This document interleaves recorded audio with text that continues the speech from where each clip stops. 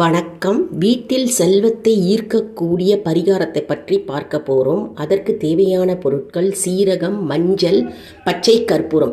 இதை மூன்றும் செவ்வாய் அல்லது வெள்ளிக்கிழமை தோறும் நாம் வாசல் தெளிக்கும் போது நாம் ஒரு பக்கெட் தண்ணியில் கலந்து நாம் தெளித்து கொண்டே வந்தால் நமக்கு வீட்டில் லக்ஷ்மி கடாட்சம் மற்றும் செல்வத்தை ஈர்க்கக்கூடிய அந்த பச்சை கற்பூரம் நமக்கு செல்வத்தை ஈர்த்து கொண்டு வரும். மற்றும் சீரகம் எதையும் நிலைநாட்டக்கூடிய ஒரு தன்மை உடையது. மற்றும் மஞ்சள் அஷ்ட ஐஸ்வர்யமும் நம் குடும்பத்தில் சேரும் மற்றும் மங்களகரமான நிகழ்ச்சி நம் குடும்பத்தில் நிகழும் என்பது ஐதீகம்.